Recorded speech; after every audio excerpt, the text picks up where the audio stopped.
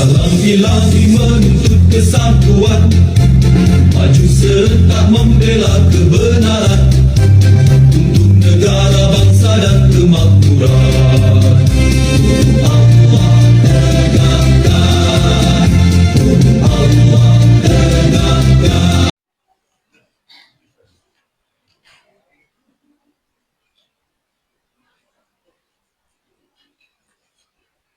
Assalamualaikum warahmatullahi wabarakatuh. Innal hamdalillah nahmaduhu wa nasta'inuhu wa nastaghfiruh. Wa na'udzu billahi min syururi anfusina wa min sayyiati a'malina may yahdihillahu fala mudhillalah wa may yudlil fala hadiyalah. Asyhadu an la ilaha illallah wahdahu la syarika lahu wa anna Muhammadan abduhu wa rasuluh. Allahumma shalli ala Muhammad wa ala ali Muhammad kama shallaita ala Ibrahim wa ala ali Ibrahim wa barik ala Muhammad wa ala ali Muhammad kama barakta ala Ibrahim wa ala ali Ibrahim innaka Hamidum Majid. Bapak dan Ibu yang mudah-mudahan dirahmati oleh Allah. Syukur alhamdulillah malah senantiasa kita panjatkan kehadirat Allah Subhanahu wa taala atas limpahan nikmat yang telah Allah berikan pada kita. Salawat, salam, dan keberkahan kita mohonkan kepada Allah agar senantiasa tercurah kepada Rasulullah Muhammad SAW dan keluarganya, sebagaimana Allah telah mencurahkan salawat, salam, dan keberkahan kepada Nabi Ibrahim AS dan keluarganya. Bapak dan Ibu yang mudah-mudahan dirahmati Allah, pada kajian kita malam hari ini kita akan melanjutkan kitab Sahih Al-Bukhari.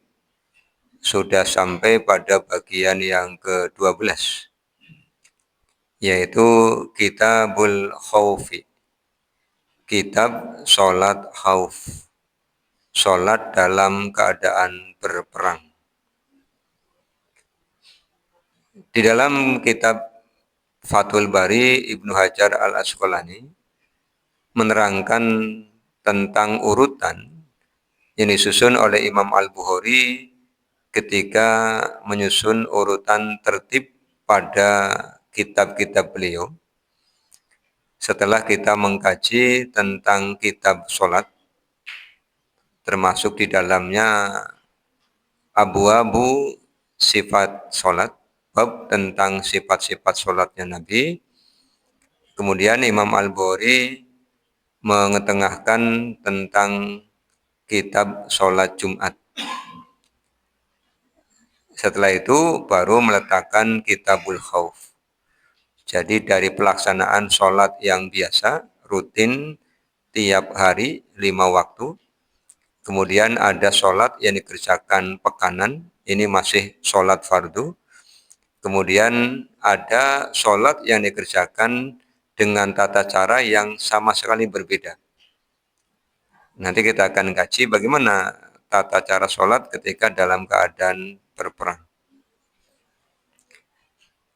Kemudian beliau, Imam Al-Bukhari, mengawali dengan bab pertama, memberi judul Babu Sholatil Khaufi, bab sholat khauf. Beliau mencantumkan Al-Quran surah An-Nisa ayat 101 sampai dengan ayat yang ke-102. Wa qaulillahi ta'ala, dan firman Allah Subhanahu wa ta'ala. A'udzubillahi minasyaitonirrajim. Bismillahirrahmanirrahim. Wa idza darabtum fil ardi. Wa idza, dan apabila darabtum, kalian bepergian.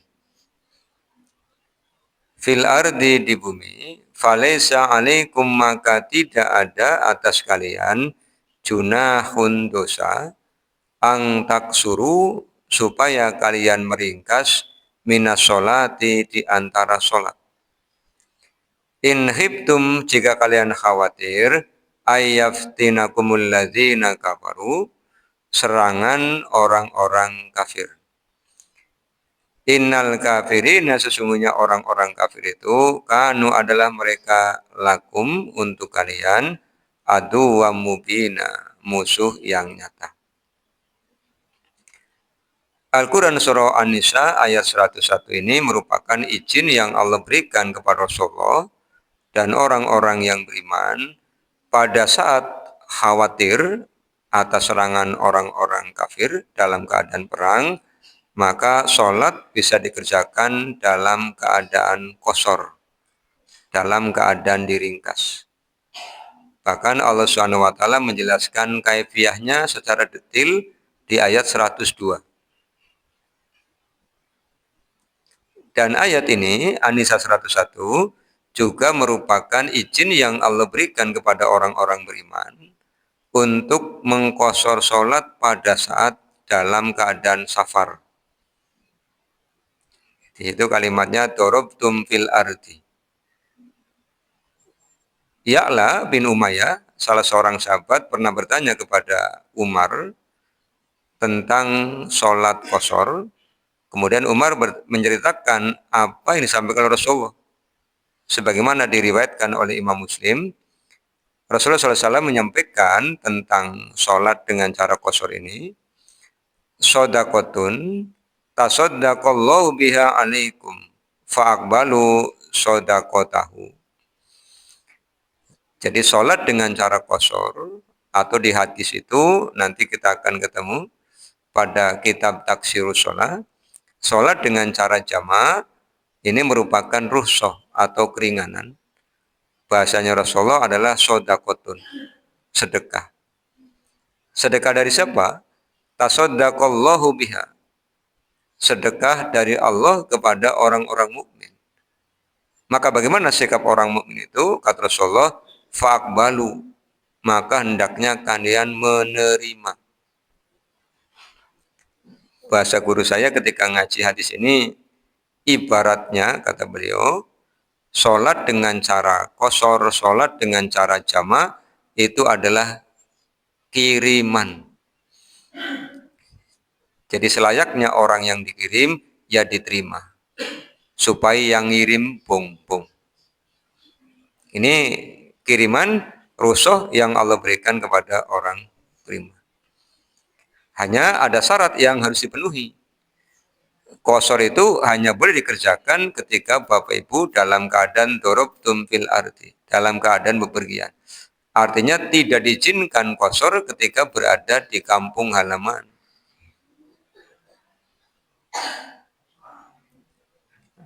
Kemarin ada yang bertanya begini,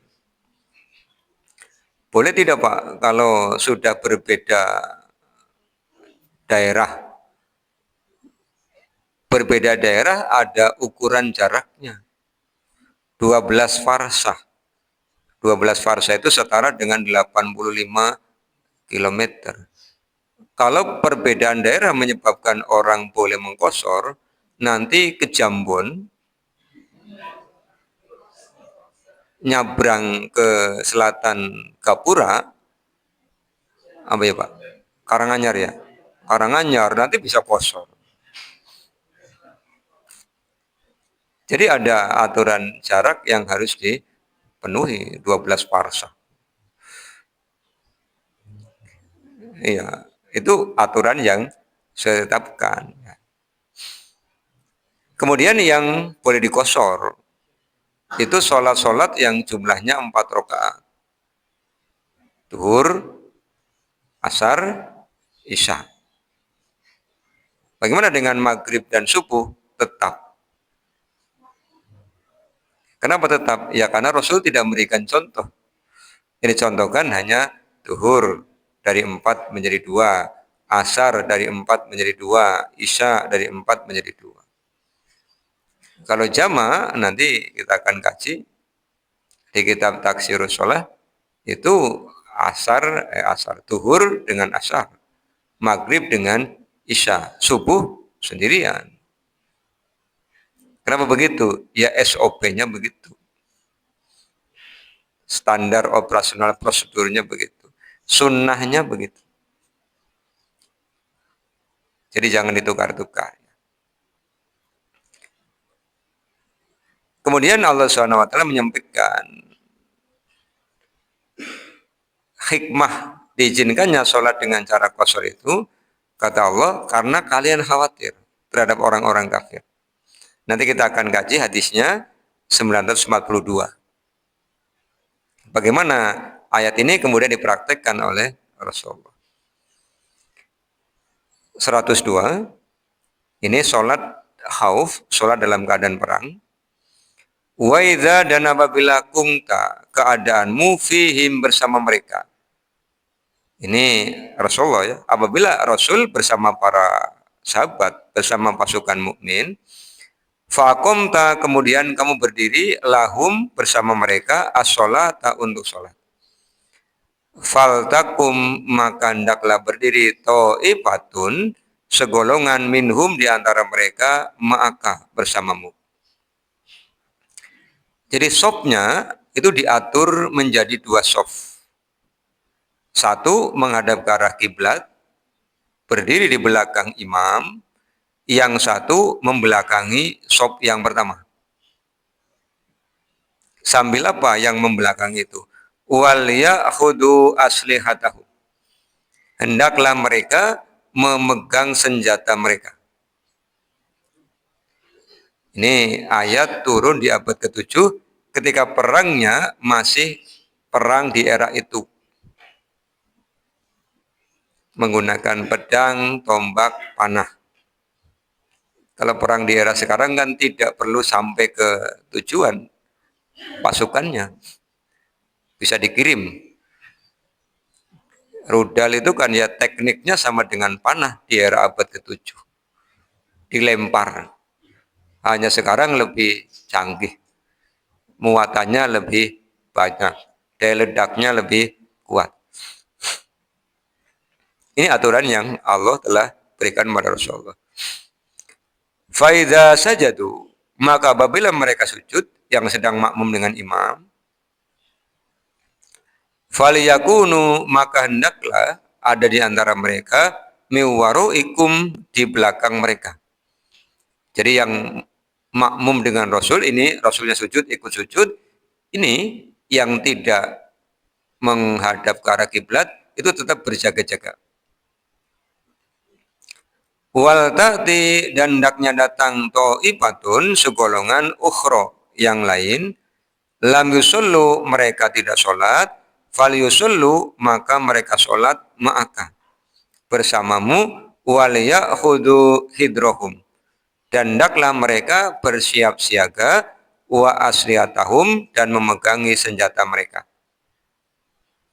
Maksudnya apa? Gantian. Sof yang pertama tadi, ketika sudah selesai sujud, Rasulnya berdiri, maka sof yang pertama ini balik kanan, menghadap ke arah musuh.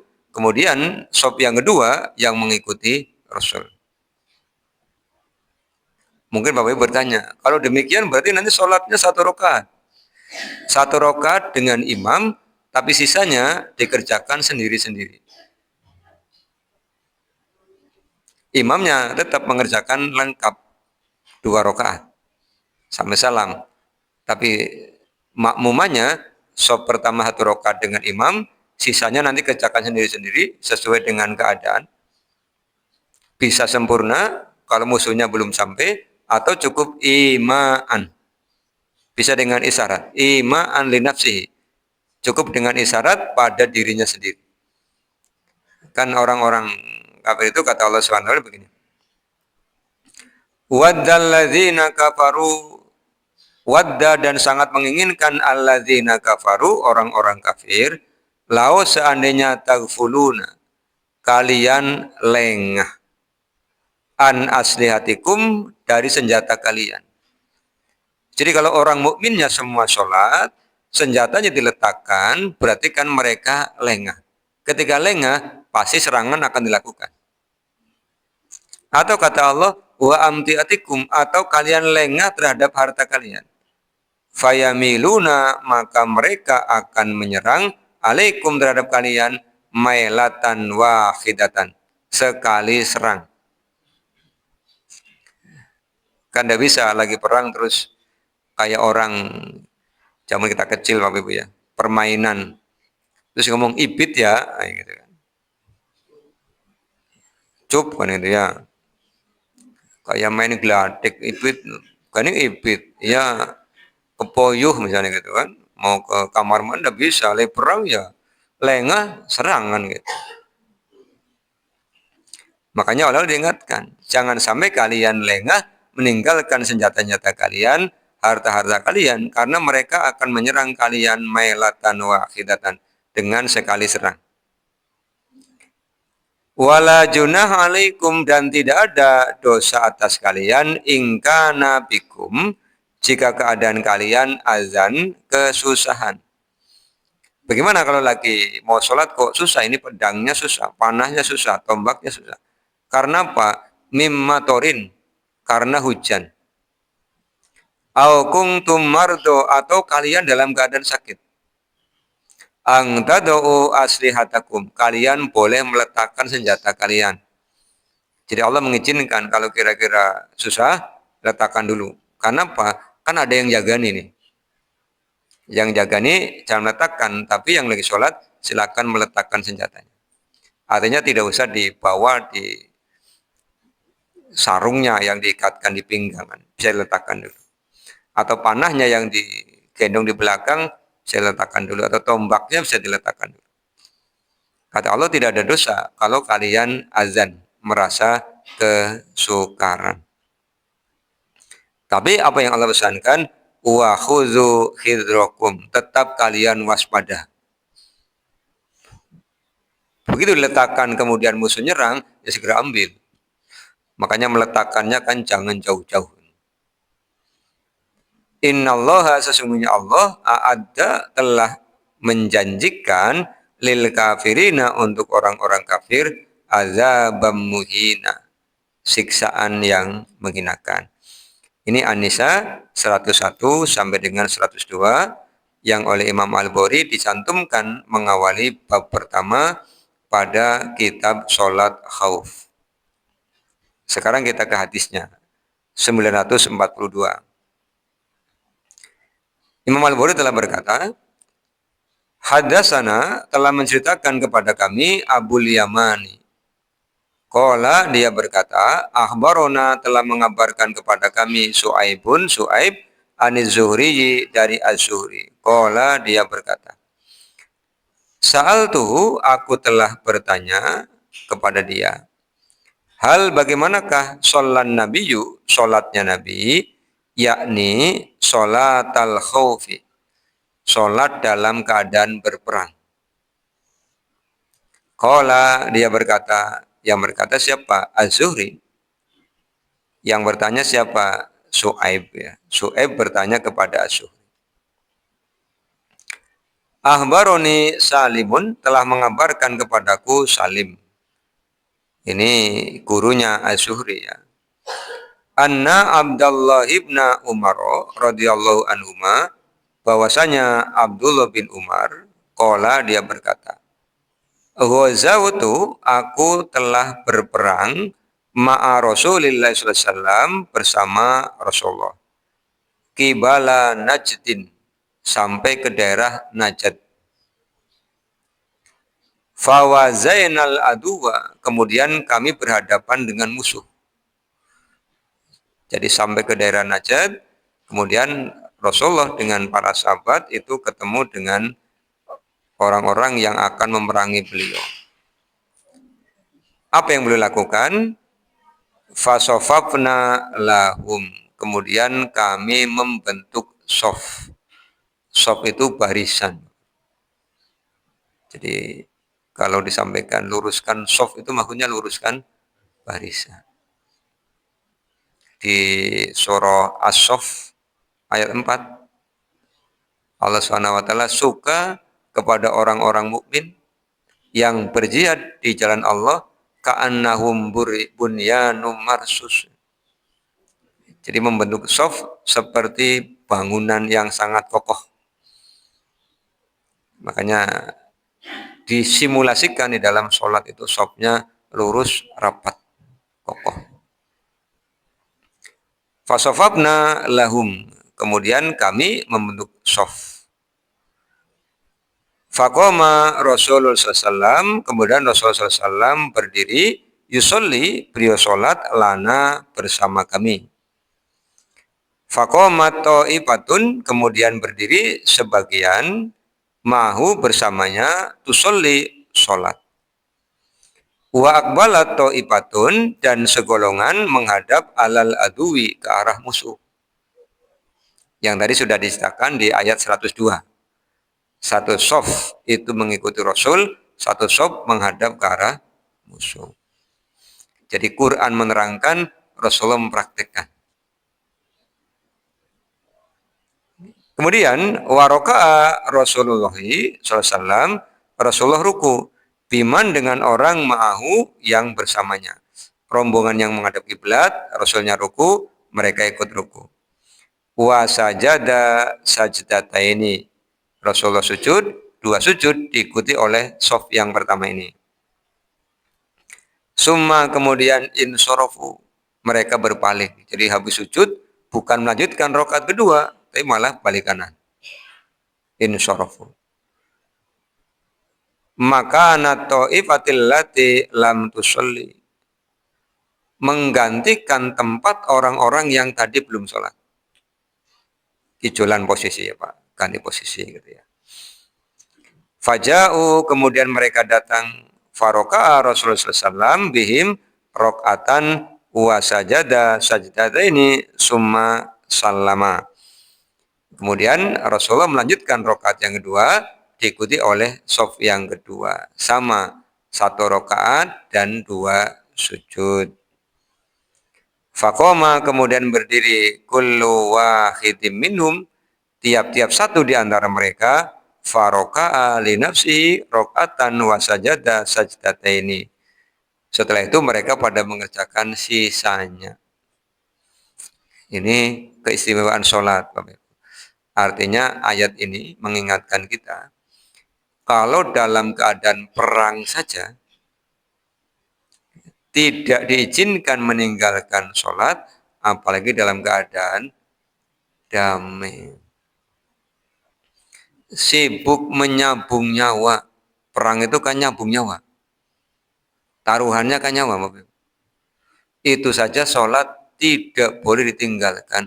Apalagi mung lagi nganggur.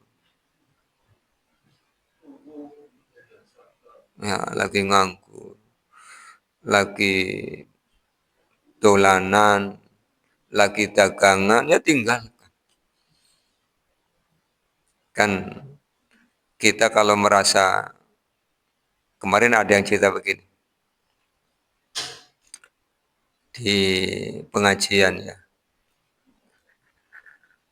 memberikan gambaran orang yang jemur pakaian dari pagi sampai siang sampai sore, kemudian begitu mendengar bunyi hujan turun, bukan tik-tik bunyi hujan, tapi keratak brek gitu,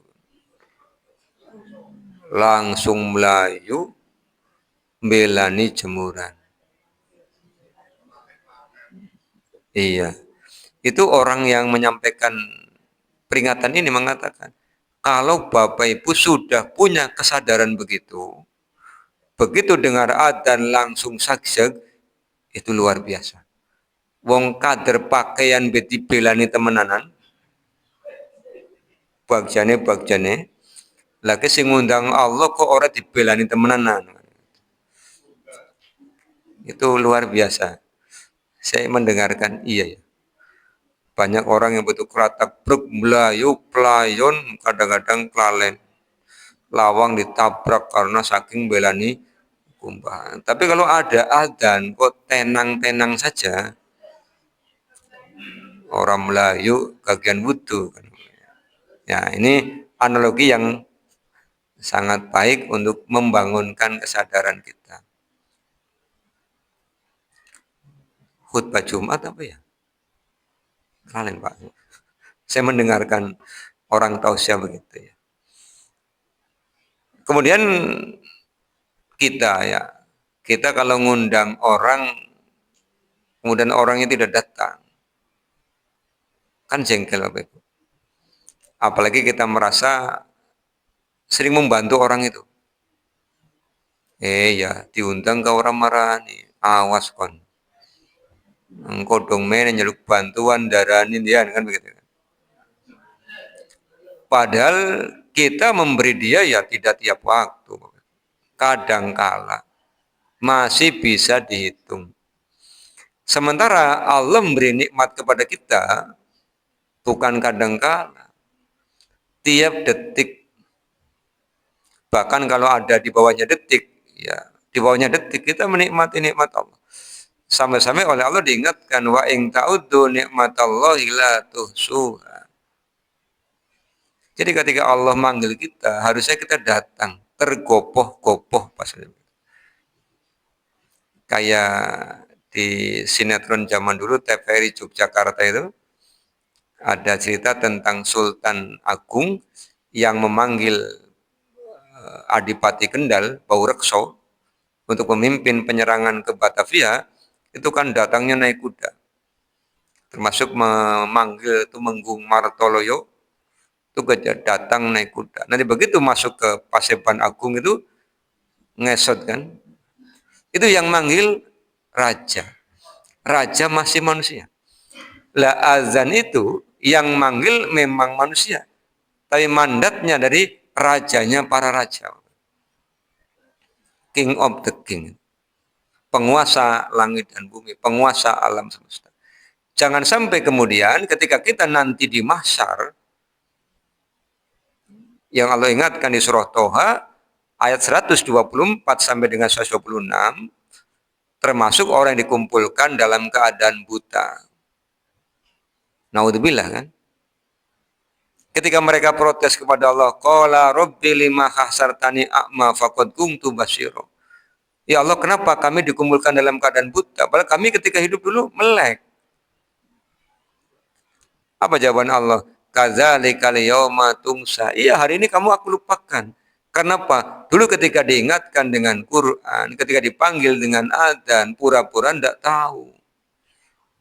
Ya gantian beli Bapak Ibu. Jangan sampai kita. Jadi ini konteksnya sholat dalam keadaan perang saja. Allah tidak mengizinkan untuk ditinggalkan, apalagi kita yang waktunya longgar. Maka yang sudah kita kaji di Kitabul Jum'ah, meskipun itu ayatnya tentang sholat Jumat, tapi juga berlaku umum. Apabila Allah manggil ya fas'au. Apa fas'au? Bersegera, sagseg. Saya sering memberikan analogi, kita mau naik kereta 10-15 menit kita sampai ke stasiun, khawatir ketinggalan. Kita mau naik pesawat apalagi, regane larang, setengah jam sudah sampai ke bandara. Maka ketika waktu sholat hampir dekat, ya kita siap-siap. Minimal ketika adzan sudah berwudu. Jangan sampai adzan baru mau berwudu. Di rumah kamar mandi 1, orangnya 5. Yang masuk pertama malah mandi. Aduh, kesubannya. Hanya kita masbuk. Ditanyanya dengan masbuk, iya. Sadina ping pira. Sacuil ka mung ping 5. Mung ping 5. Salatnya mung ping 5, masbuk ping 5. Jangan rugi. Kalau kebaikan kita harus jadi orang yang terdepan, orang yang awalan mendapatkan. Wong kalau ada kabar gembira dari manusia saja kita pengennya pertama kok. Ini ada orang kaya nih bagi-bagi hadiah, kita pengennya paling depan berdirinya. Ini ada pencarian bantuan, kita pengennya paling depan berdirinya. Kenapa kalau Allah yang ngasih kabar gembira kok tidak diprioritaskan? Memang hadiahnya tidak sekarang, tapi nanti saatnya itu akan kita rasakan. Yang tidak percaya, ya rugi. Ya. Ini pelajaran yang penting bagi kita. Kemudian bab yang kedua, babu sholatil khawfi rijalan warukbanan. Bab sholat khauf, sholat dalam keadaan perang itu rijalan. Imam Al-Bukhari kemudian memberikan terjemah rojilun maknanya adalah qaimun. Bukan rojulun ya. Rojulun laki-laki.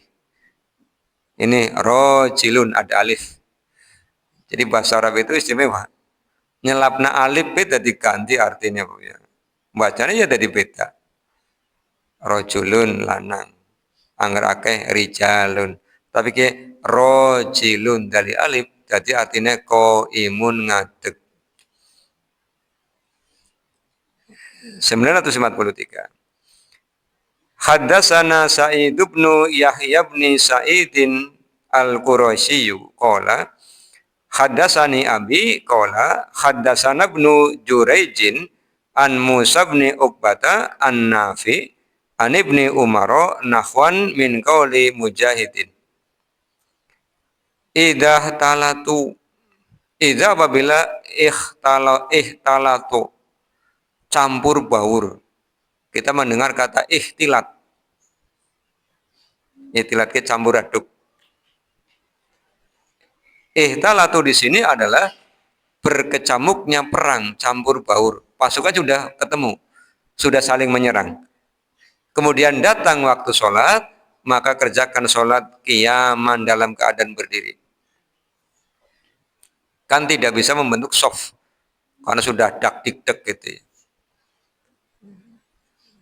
Kita belum pernah menyaksikan perang secara langsung. Tapi kan bisa lihat di tayangan itu. Kalau menyaksikan film kolosal misalnya. Perang Uhud misalnya. Perang Badar. Penaklukan Konstantinopel oleh Muhammad Al-Fatih. Itu kan sudah ihtalatu. Bagaimana cara sholatnya? Qiyaman sambil berdiri. Tadi yang disebutkan di hadis 942 itu kullu wahidin minum sendiri-sendiri. Bagaimana yang membentuk sop tadi? Ketika belum ketemu, ketika belum berperang. Jadi masih ada kesempatan, masih ada jarak, mereka belum datang. Wa zada ibnu Umar an Nabi, kemudian Ibnu Umar menambahkan dari Nabi, wa in kanu aksaru min zalika, dan jika keadaan mereka lebih banyak dari yang demikian. Falyusallu qiyaman wa rukbanan. Silahkan sholat, kata Rasulullah, dalam keadaan berdiri, berarti kan pasukan infanteri, wa rukbanan atau dalam keadaan berkendaraan, pasukan kavaleri, pasukan berkuda, silakan sholatnya di atas kudanya masing-masing. Bagaimana ruku sujudnya? Silakan imaan dengan isyarat. Artinya tidak ditunda. Tetap begitu masuk waktu sholat, laksanakan. Karena di abad ke-7 itu perang itu siang hari, Bapak Ibu. Rasulullah mulai penyerbuan biasanya setelah selesai sholat subuh. Nanti kita akan ketemu hadisnya. Dan akan berhenti menjelang maghrib. Malam tidak ada perang. Berbeda dengan di era sekarang. Orang kenal waktu. Esok sore awan bengi. Blang. Ini caranya. Bab ketiga. Babu yahrusu ba'duhum ba'dun fi sholatil khawfi. Bab sebagian mereka menjaga sebagian yang lain dalam sholat khauf. Tadi sudah ya. 944. Hadisnya sampai kepada sahabat Abdullah bin Abbas, dia berkata, qaman nabiyyu, Nabi telah berdiri, wa qaman nasu, dan orang-orang berdiri mahu bersama Nabi. Fakabbaru, Nabi takbir, wa kabbaru, mereka takbir mahu bersama Nabi. Wa raka'a nasu minhum ma'ahu. Nabi ruku, makmumnya ikut ruku. Summa sajada wa sajadu ma'ahu. Nabi sujud, mereka sujud. Summa kemudian koma berdiri lisaniyati, sop yang kedua. Faqomal ladzina sajadu, maka berdiri orang-orang yang tadi sujud, wa harasu ikhwanahum, menjaga, bahasanya Bapak Ibu, ikhwanahum, saudara. Jadi bahasanya saudara.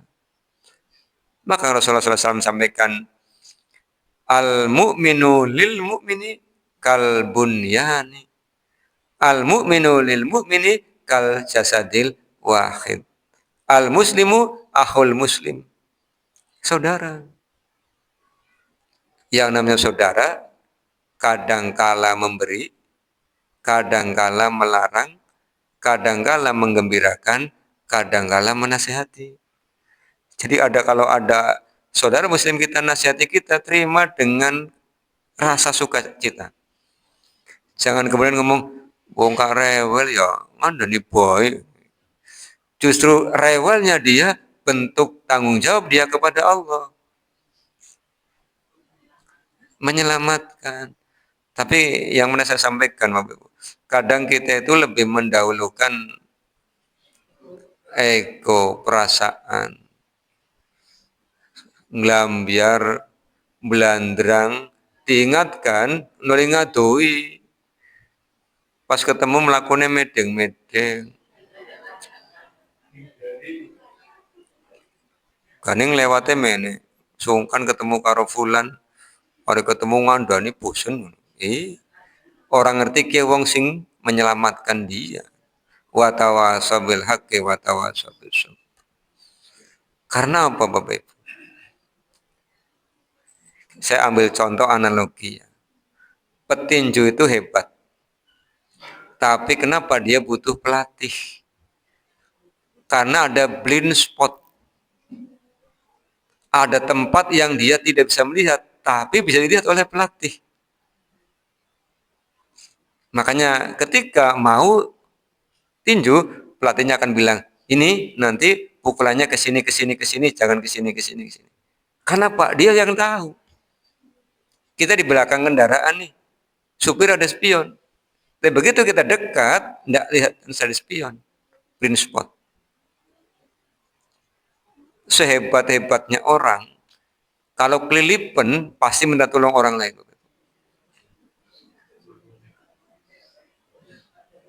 Pandamoni dewek. Iya. Itu nasihat itu gampangannya begitu. Maka bersyukurlah kepada Allah, berterima kasihlah kepada orang yang datang dikirim oleh Allah untuk mengingatkan kita. Karena diingatkan di hadis ini, ikhwanahum, mereka itu saudara.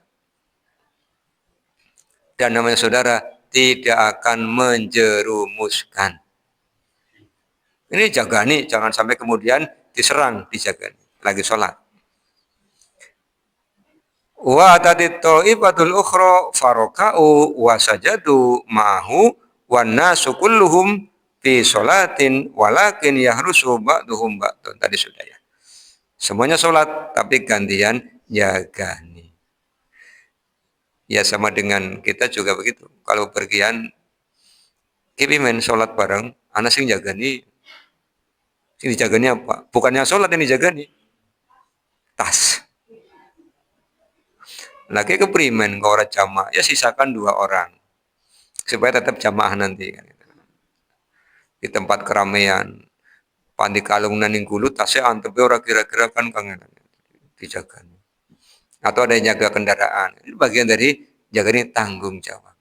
Tapi sisakan 2 orang ya.